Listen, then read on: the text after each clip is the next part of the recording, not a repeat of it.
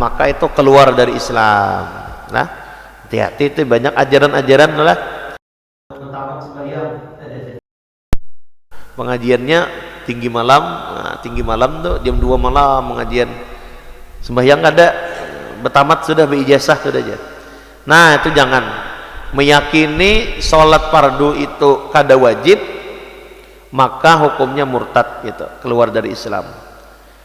Tapi kalau masih meyakini sholat itu wajib tapi koler, ikam kenapa sembahyang itu wajib? Kan ada hukumnya wajibnya, kenapa ikam gak ada sembahyang?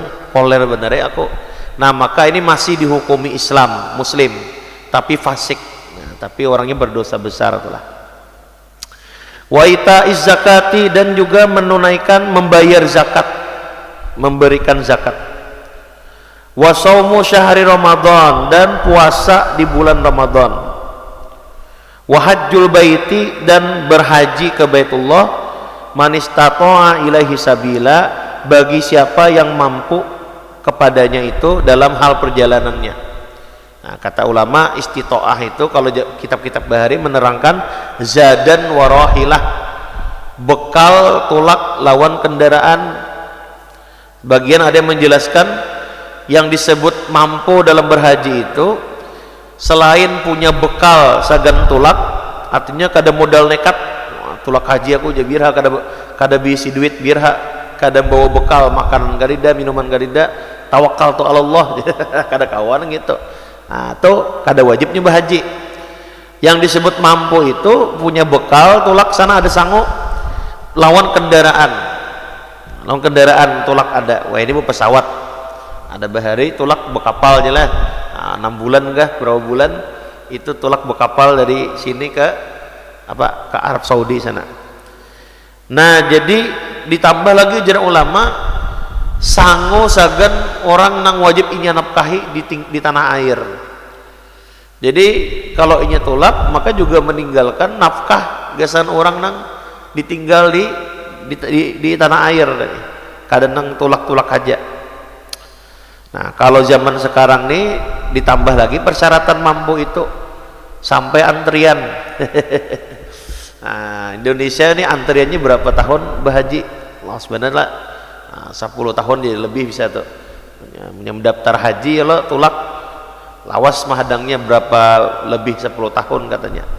Nah, itu mau sampai antrian kawat tulak haji, mungkin ada sampai antrian ya sulit. Nah, kada kawat tuh berarti belum istitoah, belum mampu. Dalam mazhab Syafi'i lah, tulak haji ini sifatnya wajib yang muasa. Wajib muasa itu kewajiban yang sifatnya itu luas waktunya sampai seumur hidup. Jadi misalnya ada orang mampu untuk tulak haji, duitnya ada, perbekalannya ada, sehat awak, kemudian kawat tulak tahun ini ini sudah dibolehkan oleh negara kawat tulak tahun ini, tapi kada tulak, maka selama inya masih hidup belum dianggap dosa lagi. Nah, ini dalam mazhab Syafi'i, karena wajibnya itu waktunya itu terhampar sepanjang seumur hidup. Tapi kalau inya meninggal nih nak kada tulak tadi padahal mampu, kada tulak meninggal, maka meninggal dalam keadaan belum berhaji nambagina mampu tadi dianggap mati dalam keadaan fasik, mati dalam keadaan membawa dosa besar. Jadi dosanya itu pas sudah meninggal. Nah, ini yang kada berhaji nang mampu nih. Nah, makanya termasuk dalam bab orang meninggal itu hartanya itu kan sebelum warisan dibagi dilihat dulu kewajiban-kewajiban yang terhadap Allah nih. Zakatnya adakah yang belum tertunaikan, atau yang bersangkutan ini sudah pernah mampu tulak haji tapi kada tulak haji, maka diambilkan dari harta peninggalan mayit dibadalakan hajinya. Nah, wajib tuh sebelum berbagi warisan. Ada wayah ini orang bagi warisan dahulu hutang mayat kena tuh, barang aja kena. Nah, itu perlu diperhatikan adalah ini masalah haji. Wa sayatil kalamu alal arba'ati fil akhirati fi mahaliha, nanti akan datang pembahasan Yasidin tentang 4 macam rukun Islam tadi itu pada akhir nanti di tempatnya. Kemudian pembahasan berikutnya mabhasul istinja. Nah, pembahasan mengenai istinja. Nah, yang sebenarnya bab besar yang dibahas itu masalah sembahyang. Cuman karena sholat itu tidaklah sah kecuali dengan toharoh, makanya dimulai pembahasan kitab fikih kita ini dengan istinja. Wal istinja'u, apa garang istinja? Istinja itu membersihkan 2 jalur, 2 lubang nang di muka nang di belakang daripada kotoran lah. Nah, paham aja kan kita istinja. Nah, wajibun min kulli kharijin, bermula istinja itu wajib, dan bermula istinja itu hukumnya wajib disebabkan segala sesuatu nang keluar. Mu'tadin, baik yang keluar itu sesuatu nang biasa, kabaulin seperti kencing, wagaitin dan seperti buang air besar, au nadirin atau meskipun yang keluar itu yang jarang terjadi, kadamin seperti darah, waqaihin dan nanah. Jadi istinja itu pokoknya nang keluar daripada jalur muka, jalur belakang, baik nang keluar itu nang kebiasaannya. Kebiasaan itu kan kencing, kalau buang air besar, atau nang kada biasa seperti darah atau nanah. Yang keluar minas sabila ini daripada 2 jalan.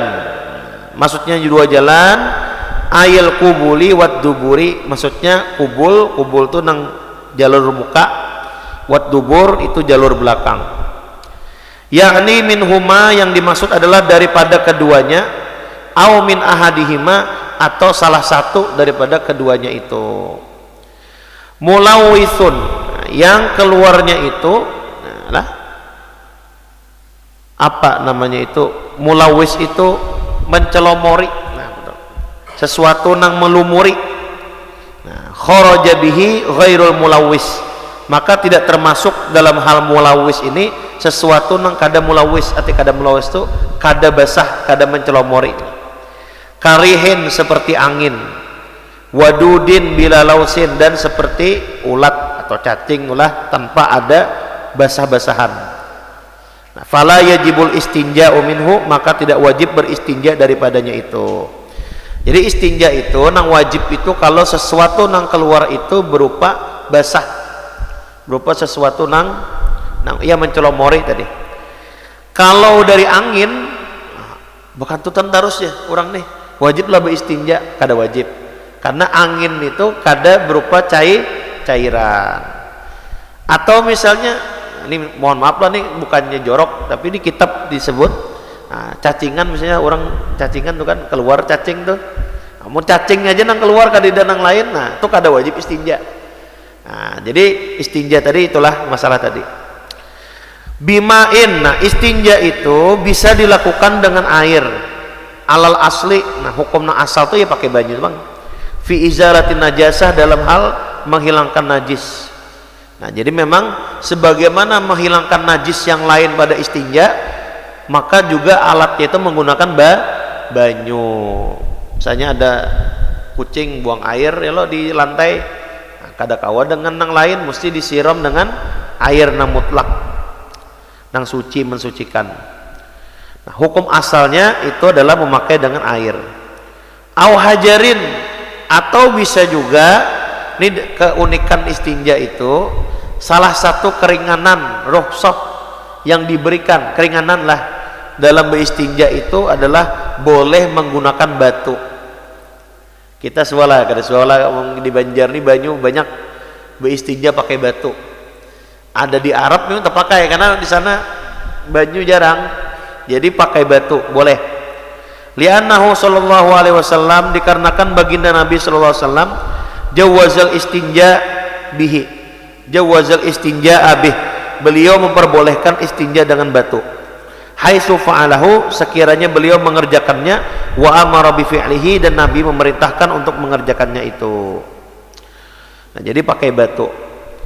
Nang lebih afdal lagi batu dahulu hanyar banyu.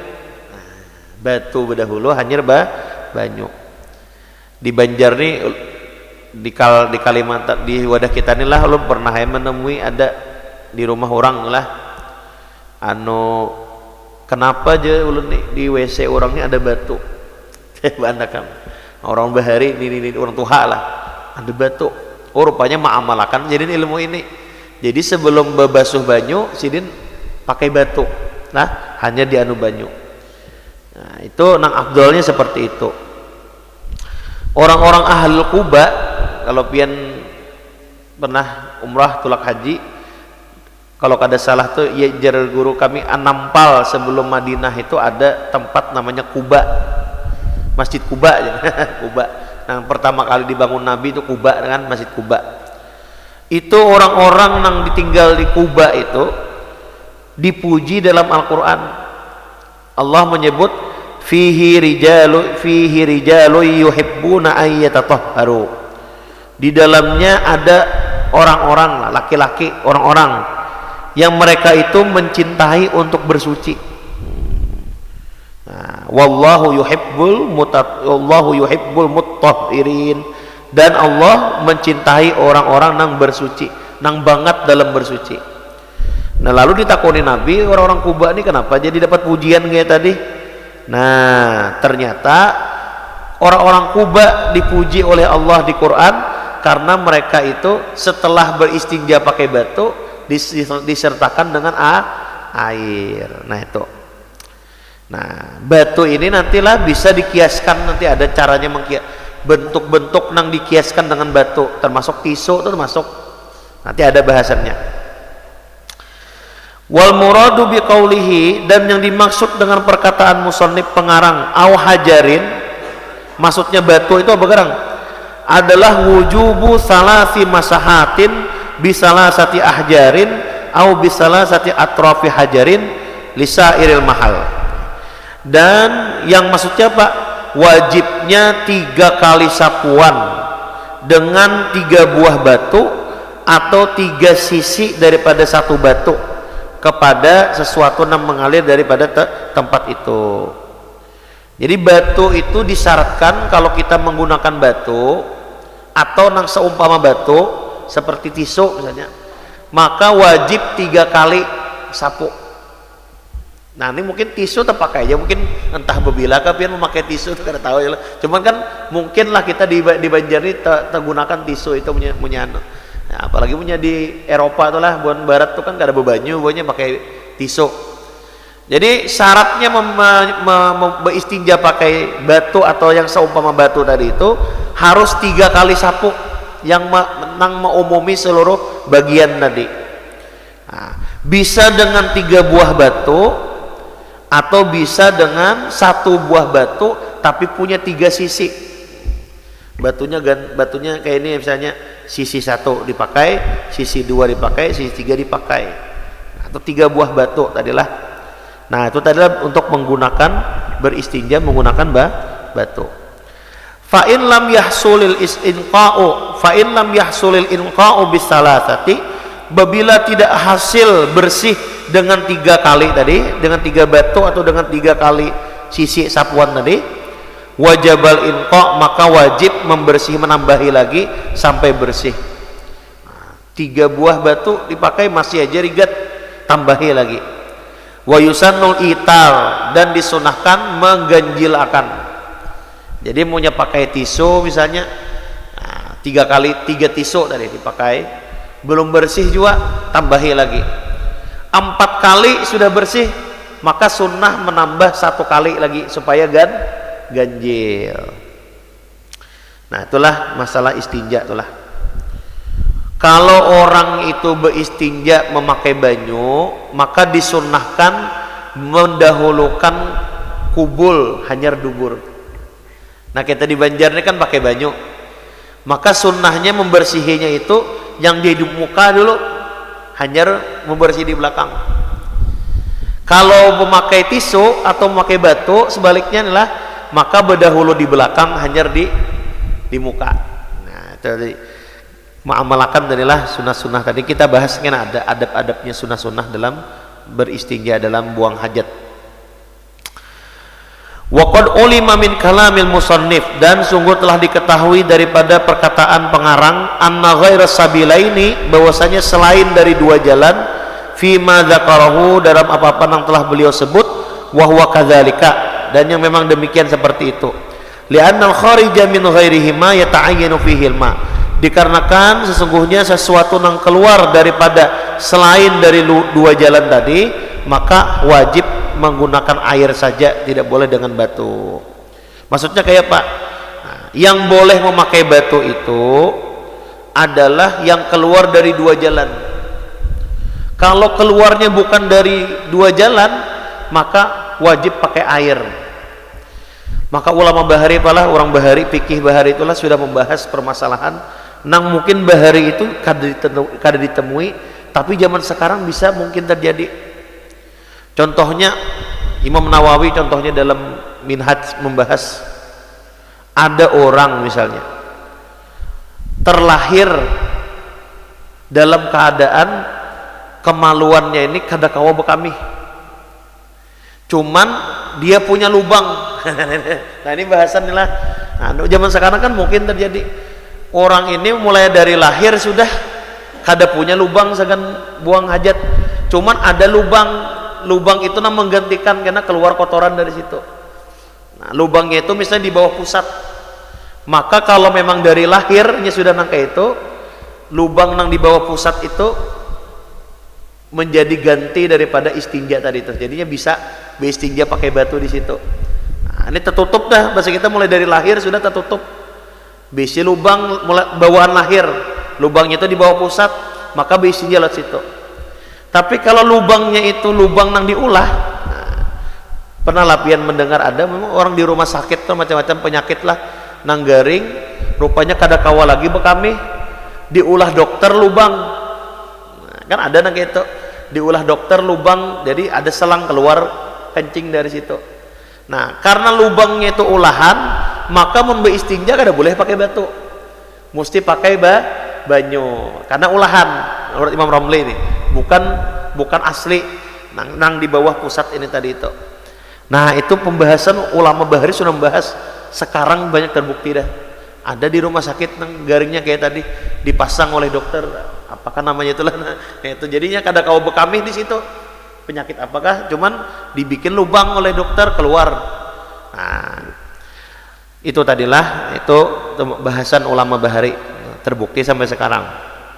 Jadi maunya keluar dari selain dari lubang dua jalan tadi itu, maka ya pakai banyu aja kau, kada boleh pakai batu. Au ma yaqumu maqama fil iktifai bihi, atau boleh juga menggunakan segala sesuatu yang menempati kedudukan dalam hal mencukupinya dengannya menempati kedudukan batu. Nah, jadi batu itu kan kias, dikiaskan dengan batu segala sesuatu yang bisa menempati kedudukan batu. Apa contohnya? Syaratnya min kulli jamidin, dari segala sesuatu yang jamid. Jamid itu yang kada cair, yang padat. Nah, tahirin, yang suci. Nah, jadi ada kisah lah, namun tolak haji itu kan melempar jumrah lah. Melempar jumrah batu kerikil lah, dilempar di jamarat jumrah Aqobah Wusta itu, nah melemparkan itu pelemparan itu jar orang bahari lah, jar guru tuh lah, hati-hati dalam mengambil kerikil di Arab tuh. Nah, kerikil kan 7 batu, kalau hati-hati aja sini mengambil kerikil tuh di apa tumbuk-tumbuk dulu. Kenapa? Khawatirnya tahi orang orang Arab kan di situ ya lo karing, nah itu kan najis. Nah kada kawari pakai, jadi batu lah termasuk dalam beisinja ini. Batu nang dipakai mesti batu nang suci. Hati-hati mau pakai batu bina karing, sekalinya kotoran bekas kucing misalnya, karing dikira kerikil dipakai beistinja, bukan suci, malah menambah najis. Jadilah syaratnya sesuatu itu mesti sesuatu nang bukan cair, jamid, padat, bukan cair, yang suci, kada boleh najis. Qali'in, dan batu itu sesuatu itu syaratnya qali'. Qali' itu bisa menyerap. kotoran. Kada boleh nang licin. Kayak apa nang licin? Pakai kaca misalnya. Beristinja pakai kaca. Kaca tuh kada kawama nyerap karena licin. Nah, itu kada boleh. Ya nang semacam kasar-kasar dikit gitulah. Ghairi mat'umin. Nah, dan syarat berikutnya bukan sesuatu nang dimakan. Ada orang misalnya nukar untuk semingguan kada dimakan untuk nih karas untuk tawapin untuk kalau ditawak mantul. Nah, ini kan kada cair jamit kalau kemudian pulang suci untuk kan suci kemudian pulang bisa menyerap najis tapi kada terpenuhi syarat itu adalah makanan maka kada boleh haram hukumnya menghina makanan kada gitu. Meskipun karas ditawak mantul untuk ditawak mantul nih kada kok lagi dimakan gigi patah tetap itu namanya makanan itu kada boleh dipakai segan beristinja. Wala muhtaramin dan juga bukan perkara yang terhormat. Nah, termasuk yang terhormat itulah tulang. Nah, tulang beristinja pakai tulang kada boleh. Kenapa jadi tulang kada boleh pakai beristinja? Karena tulang itu makanannya jin. Nah, jadi tulang itu adalah makanan jin. Kada boleh lah untuk dipakai gasan beristinja. Meskipun tulang itu kada kita makan loh, tapi itu adalah makanan jin. Dalam hadis disebutkan bahwasanya Nabi SAW lah diriwayatkan daripada itu Mas'ud, innal jinna sa'aluhu zad. Jin-jin itu sesungguhnya jin lah datang kepada Nabi meminta makanan. Nah, jin ini kan ada juga nang Islam ya loh. Ada jin nang kafir, ada jin Islam.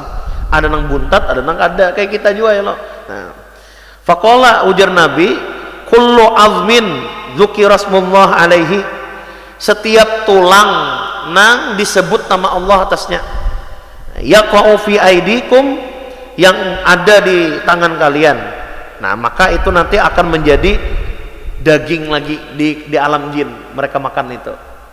Jadi kalau bubuhan jin-jin nang Islam itu mereka memakan tulang nang ya tulang itu disembelih dengan orang nang cara Islam lah. Atau memakan tulang tadi. Tapi kalau jin nang kada Islam dia itu memakan makanan orang-orang nang kada berbismillah. Nah, maka penting kita itu hendak makan itu membaca bismillah. Amun kada berbismillah, syaitan jinnya lamak.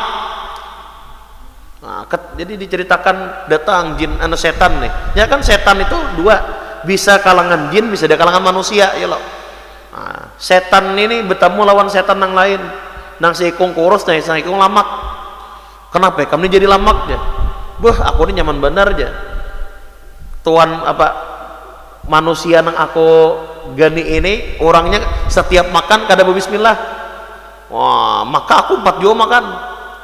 Nah, termasuk tuh berhubungan nih, laki bini kada mengucap basmalah, maka 4 jua jin tuh di situ. Hati-hati tuh. Kada berbismillah ya loh. Nah, itu makanya berbismillah. Ada nang kurus tadi kenapa? Karena nang hamakan ini bismillah. Nah, itu tadilah jadi tulang itu kada boleh dipakai segan beristinja. Termasuk haram lah di dalam syarah ini disebutkan di syarah Hasyiah syarah Sitin ini haram hukumnya ma'andak melempar tulang di tempat-tempat najis. Nah, ada disebut di sini. Nah, jadi ini tempat ini najis kita tahu, bekas kami, bekas anu. Nah, kita lempar tulang ke situ kada boleh. Nah, jadi punya hendak melempar tulang, nah, itu jangan di tempat nang najis, lah di tempat yang mana yang kita tahu tuh kada najis. Nah, tadi makanan jin, menghormati jin muslim. Nah, itu kan bubuhan sebelah tuh keluarga jiwa tuh, maksudnya sesama orang nang hamba Allah. Nah, jadi kada boleh melempar di tempat najis. Wala mubtalin, dan juga syaratnya benda itu tidaklah basah. Tidak basah. Maka mun beristinja pakai tisu basah kada sah. Tapi syaratnya boleh tisu kering. Tisu kering itu kan satu dia padat bukan cair. Kedua dia suci. Ketiga dia itu bisa menyerap mengambil najis. Keempat bukanlah dihormati. Kalau pang tisunya bertulisan ayat, nah itu kada boleh ya lo. Tisunya bertulisan ayat kursi kada boleh dipakai. Nah tisu nang biasa nih. Nah, cuman syaratnya jangan basah. Nah, jadi tisunya memang kering dipakai. Kalau khazafi, nah seperti apa nih? Pecahan genteng itulah tanah liat gitu. Wal khashabi, kayu. Lihusulil gharadi bihi, karena hasilnya tujuan dengan itu. Wa kharaja bil jamidi al ma'i'u, dan tidak termasuk dengan jamid tadi benda nang padat adalah benda nang cair, ghairil ma'it tahur, selain air nang suci mensucikan. Kama'il waradi, seperti air mawar. Nah, harat bener nih beristinja pakai banyu mawar. Bunga mawar tuh di jus ada banyunya dipakai beristinja kada sah. Nah, karena itu benda cair. Nang syarat boleh beristinja tadi kan pakai benda nang padat atau pakai banyu nang mutlak sekalian, banyu suci mensucikan. Nah, kama ilwardi wabit tahiri an najasu, dan keluar dan mengecualikan dengan perkataan musannif yang suci tidak termasuk benda nang najis, kada sah beristinja pakai benda najis. Wal mutanajjisu, dan benda nang kena najis. Wabil qali'i, dan dengan perkataan musannif yang bisa menyerap tadi tidak termasuk ghairuhu, selain daripada yang bisa menyerap tadi. Kal qasbil amlas, seperti qasbil amlas ini paring itulah, bambu itu kan di mukanya itu licin. Nah, karena licin kada kawa dipakai bistinja, karena ini kada menyerap, kada mengambil. Nah, maka syarat tadilah 4 macam tadi dikatakan. Untuk kalau kita nih kada hendak beristinja pakai banyu batu nih kadida, maka cari benda nang memenuhi 4 syarat. Yang pertama inya bukan cair, padat, kemudian suci, kemudian bisa mengambil najis, kemudian tidak terhormat, bukan makanan lah. Nah, kemudian bukan basah-basah, kada basah. Nah, itu tadi syaratnya tadi itu. Wa bi ghairi mat'umin al mat'umu. Nah, termasuk tadi dikecualikan dengan sesuatu yang bukan makanan, sesuatu yang makanan. Nah, berarti kada boleh memakai makanan sagan beristinja. Kal khubzi, seperti roti ya tadi ya, untuklah tadi. Wa bi qaulihi wala muhtaramin al muhtaramu, dan yang dikatakan musannif muhtaramin bukanlah sesuatu yang dihormati, maka tidak sah beristinja memakai sesuatu yang dihormati. Kal hayawani, seperti hewan. Wah, ini saking kreatifnya lo. Kucing dipakai beristinja misalnya. Kucing nih masih hidup kucingnya, dipakainya beristinja, kada boleh karena hewan itu terhormat. Wa biqaulihi, dan dengan perkataan beliau musannif pengarang, wala mubtalin, bukan sesuatu yang basah, al mubtal ya, maka tidak mensahkan, tidaklah sah istinja memakai sesuatu yang ada basahan tadi. Nah, selain adalah fala yujzi'ul istinja, maka tidak mencukupi istinja biwahidin, dengan salah satu mimma daripada apa-apa dzukira yang telah disebut. Wa ya'sa bihi fil mat'um wal muhtaram, dan dihitungi maksiat dia itu kalau beristinja menggunakan makanan atau yang dihormati ya, jadi haram dan kada sah beristinja memakai makanan, beristinja memakai sesuatu yang dihormati, memakai tulisan kitab dirabit pakai istinja kertas nih kada boleh, haram, berdosa, dan kada sah istinjanya itu. Nah, itu tadilah mengenai masalah istinja. Nanti ada pembahasan berikutnya insyaallah kita sambung tentang syarat-syarat batu. Syarat-syarat batu itu ada syaratnya lagi. Syarat-syarat yang bisa diistinjai dengan batu itu apa? Nanti ada pembahasannya. Jadi kita jangan menyangka masalah istinja ini masalah sepele. Apa ini ceramah masalah istinja aja. Kekarakan TK aja bisa aja. Banyak terjadi siksa kubur itu terjadi ulah gara-gara istinja kada beres. Dalam hadis sahih Bukhari Muslim disebutkan kana fil madinati haid. Di Madinah itu lah ada kebun fihi qabron. Nah, di dalam kebun itu ada 2 kuburan. Fa'atahuma Rasulullah SAW, maka Nabi SAW mendatangi kuburan itu tadi. Fasami'a sauta insana ini yu'adzaban. Maka Nabi mendengar dua suara manusia sedang diazab. Nah, jadi Nabi masuk ke kubur melihat ada kedua kuburan, di situ terdengar oleh beliau dua orang sedang diazab. Iya, nang bangun kubur tadi diazab. Nah, sahabat kada mendengar, sahabat kada di riwayat itu Nabi mendengar. Lalu dikatakan Nabi, mereka inilah disiksa kurang lebihnya itu bukan karena sesuatu yang dianggap besar. Nah, artinya kan dianggap sepele. Karena ahaduhuma lam yastabri min baulih. Yang salah satu dari kedua orang ini kada tuntas dalam bekamih. Nah, kada tuntas dalam bekamih, kada beres dalam beristinja. Nah, banyak orang kan gitu. Wah, tuh bekamih lalakian biasanya di pohon bekamih. Nah, beristinja kada, dibasuh kada, dipilin kada. Nah, maka dibawa sembahyang kada sah sembahyangnya, bawa najis, dianggap ada sembahyang. Nah, itu penyebab siksa kubur itu. Nang seikungnya yamshi bin namimah, katujuh ma'adu asah, ma'adu domba. Orang damai-damai dua laki bini timbul bekelahi inya aja nama ulah. Ujar si anu aja, ujar si anu kamu ni kayak ini aja. Oh, bekelahian orang. Nah, itu penyebab juga orang disiksa siksa kubur. Lalu apa Nabi SAW melihat nang kayak tadi, mendengar kayak tadi?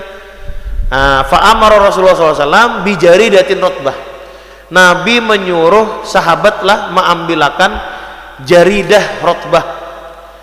Apa tuh bahasa kita? Jaridah itu pelepah kurma nang masih basah, nang masih hijau. Diletakkan Nabi di kuburan tadi itu. Ditakuni kenapa ya Rasul jadi nih? Alasan Nabi itu kenapa jadi menghendak pelepah kurma di kuburan? Nah, maka ujar Nabi, la'alla mudah-mudahan ayu khaffaf anhuma malam yaibasa. Mudah-mudahan diringankan siksa orang di dalam kubur ini, dua-dua tadi itu selama masih basah apa tadi pelepah kurma. Nah, ini dalilnya Pak lah mula kita mengandak kambang di kuburan itu dalilnya. Kenapa jadi kambang? Nabi kada pakai kambang, kada kambang berenteng di zaman Nabi. Nah, itu kias. Zaman Nabi itu kan pelepah kurma. Di sini di mana mencari pelepah kurma? Nah, maka segala sesuatu yang masih hijau, yang masih basah, inya bertasbih. Nah, kita andak di atas kubur, maka dengan berkat tasbihnya tadi itu meringankan siksa kubur orang di dalam kubur. Maka orang Banjar apa biasanya pakai pandan, nila apa? Nah, pelepah kelapa dia lah nyiur, nyiur. Adalah pakai nyiur orang lah. Nah, pakai pudak, pakai tanaman apa? Kambang hijau-hijau. Itu dalilnya. Sahih Bukhari Muslim. Jadi pian sunnah lah untuk berziarah membawa itu. Jangan ragu berdalil orang itu. Nah, kemudian kita sambung ke bahasan berikutnya. Wallahu a'lam bishawab. Nah, adakah yang didiskusikan tadi?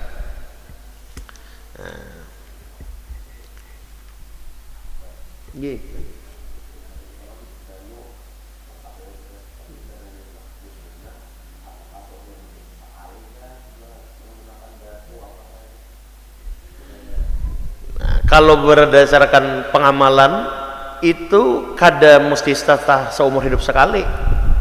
Nah, kalau hendak menggawin abdal sunnah nih, setiap beristinja punya kawa.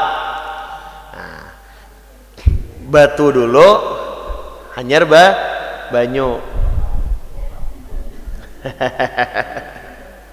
Nah, itu adalah. Cuman amun kita hendak meringkas, salah satu nak pilih pakai batu atau nang seumpama batu tadi lah, nang pisau, kertas segala macam, atau pakai banyu, pilih mana nang lebih abdol? Banyu lebih abdol dibanding itu. Jadi kalau abdol-abdolan, lebih abdol mana banyu lawan batu? Banyu lebih abdol. Lebih abdol lagi batu dulu, hanyar banyu. Nah, tapi ya amunnya hendak juga setidaknya seumur hidup sekali. Merasai mengamalkan ilmu ya loh. Nah, saat ini mungkin baru tahu ya, seamalkan barang sekali seumur hidup. Nah, nang masalah sunnah-sunnah kayak ini lah, sehendaknya kita tuh bercita-cita mendengar orang ilmu masalah sholat witir. seorang ini panguler sembahyang witir kada kawa saban malam, mudahan aja kawa tegawi seumur hidup sekali. Nah cuman itu adalah, nah tadi abdolnya kayak tadi. Nah cuman batunya itu kada boleh basah, batunya masih kering. Nah, jadi mau nyari sudah pakai basuh ulang, dikaringkan aja pakai pulang. Nah, jangan disiram dulu, batunya kering dulu. Nah itulah amun hendak pakai batu itulah, tapi punya disiram pakai banyu setelahnya ya kada apa-apa batu basah tadi itu. Nah itu tadilah mengamalkan nang sunnah tadi itu. Pakai tisu ya sama aja juga tisu. Nah ada hal-hal nang karena batu ini di bawah posisinya Pak, kada lebih abdol dari banyu. Banyu itu kan abdol. Kenapa abdol? Karena banyu itu menghilangkan benda najis sekaligus menghilangkan bekasnya. Tapi kalau kita pakai batu atau pakai tisu atau nang seumpamanya, yang dihilangkan kan cuma bendanya, bekasnya kan masih ada, bekasnya masih ada. Nah oleh karena itu, karena batu ini di bawah dibanding banyu, maka ada hukum-hukum tertentu nang di batu ini nang lebih ketat dibanding banyu. Contoh, orang nang beristinja memakai batu atau beristinja memakai tisu atau nang lain kada pakai banyu, itu kalau inya bercabur lah ke dalam banyu nang kurang 2 kulah. 2 kulah itu kan 216 liter, itu 2 kulah. Kalau pian memakai fatwanya Guru Anang Sya'rani Arif, tahu lah pian lah Guru Anang Sya'rani Arif itu termasuk peguruan Abah Guru Sekumpul di Kampung Melayu Makam Sidin. Itu beliau berfatwa 2 kulah itu 169 liter. Jadi misalnya ada bak banyu kurang pada itu, kada sampai nang 2 kulah tadi. Ada orang beristinja nih kada pakai banyu, cuman pakai tisu, pakai batu tadi, bercabur ke dalam bak tadi nang kurang 2 kulah, maka hukumnya mutanajis. Nah, banyu tadi benajis, kada dimaafkan lagi. Nah, yang dimaafkan itu kan pastinya kada dibecabur ya loh. Nah, mau becabur di banyu kurang 2 kulah, maka menajisi akan banyu. Contoh lagi, di mana orang beristinja pakai batu ini ada keterbatasannya. Mun orang beristinja, kita sembahyang, menggendong orang yang beristinja pakai batu atau pakai tisu, maka sholat kita dianggap kada sah karena dianggap membawa najis. Tapi mun inya sembahyang sorongan, si nang beristinja pakai tisu ini bawa sembahyang, sah sembahyangnya, dimaafkan itu. Cuman mun inya begendong, bekait, itu samalah kayak hukumnya kayak anak belum bersunat lah. Nah, anak tuh belum bersunat itu kan apa mengistilahkannya itu kalau orang belum bersunat lelakian ini kan ada sisa kamih itu kan masih di dalam kulit gitu lah. Nah itu dianggap bagian zahir, dianggap najis.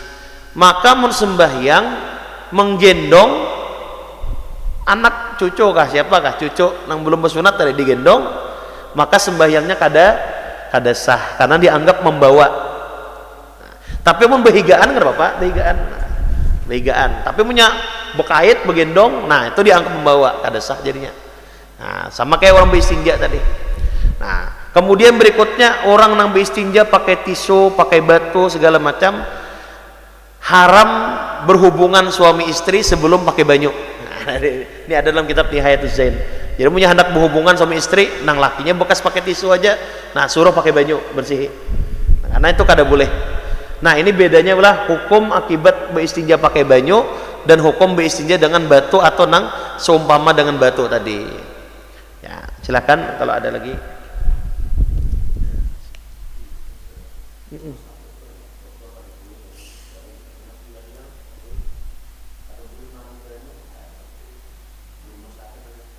Itu dalam hal istinjanya atau berwudu lah. Kalau dalam hal berwudu itu bisa bertayamum, ya kalau ya nanti ada bahasan tayamum.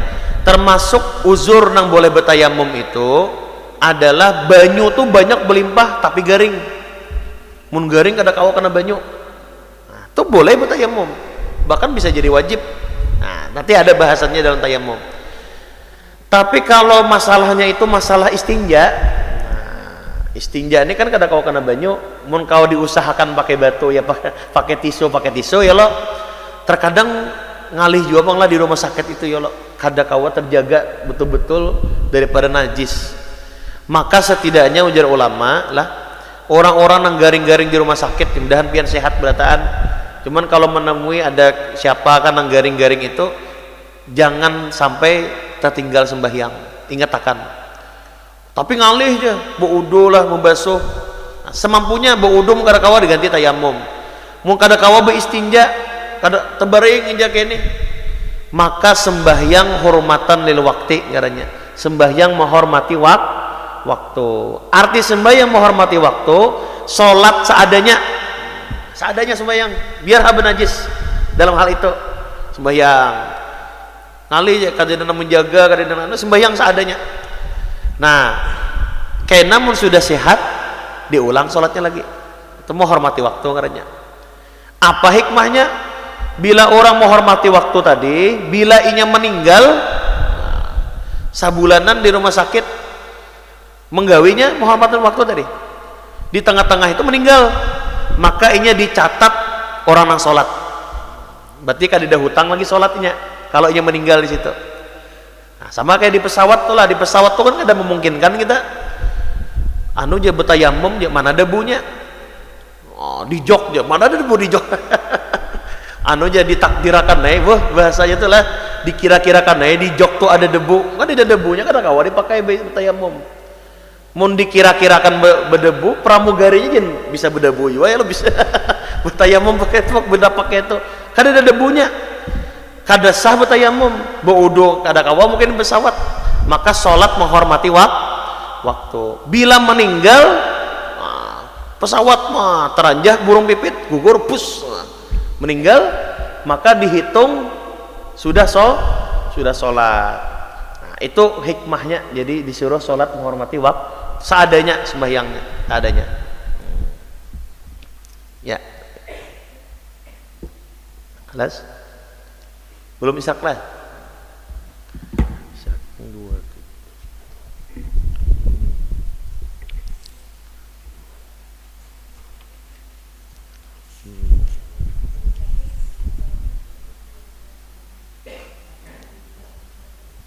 Nggih.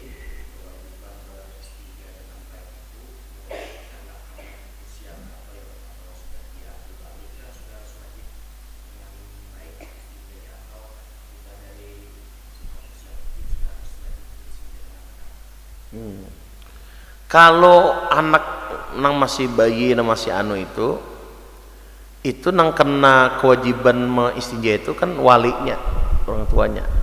Nah, amunnya nang ketika ini hukum itu kan baru berlaku ketika dia sudah balik. Kanakan yang sudah balik, maka sejak inya balik itu kena dosa mengada istinja, kena dosa mengada anu. Tapi nang sebelumnya balik, apa kau kanakan nang belum memayis nang kada kau anu, nah itu kuitannya nama anu kan. Nang membasuhkan segala macam. Sebagaimana masalah sholat lah, sholat itu kan kayak itu. Apakah anak umur 7 tahun itu wajib sholat? Nah, tidak wajib karena belum balik. Sudah balik kan wajib. Tapi nang karena kewajiban siapa nama urus sholatnya itu siapa? Kuitannya nama urusnya itu. Nah jadi dilajarakannya kakak-kakak yang lewat ini nang anu tadi untuk cara beistinja jadi nang baik. Nah, dan simbur-simbur aja. Asal simbur lah kadang nang bersih bahaya. Nah, lah mudah-mudahan ada manfaatnya. Mudah-mudahan Allah menerima segala amal ibadah kita dan kita diwafatkan dalam keadaan husnul khatimah. Amin amin amin ya rabbal alamin. Ala hadzinnya wa ala kulli niyyatin salihah wa ila hadratin nabi. Al-Fatihah. A'udzubillahi minasyaitonir rajim. Bismillahirrahmanirrahim.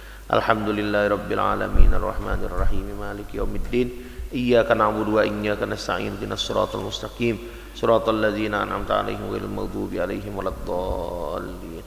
Bismillahirrahmanirrahim. Alhamdulillahi rabbil alamin. Allahumma shalli wa sallim ala sayyidina maulana Muhammad وعلى آله وصحبه أجمعين. اللهم إنا نسألك التوبة والمغفرة والتوفيق والهداية والاستقامة وحسن الخاتمة.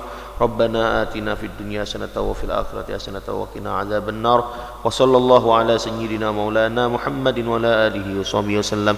فضل سبحان ربك رب العزة عما يصفون. سلام على المرسلين والحمد لله رب العالمين. تقبل الله.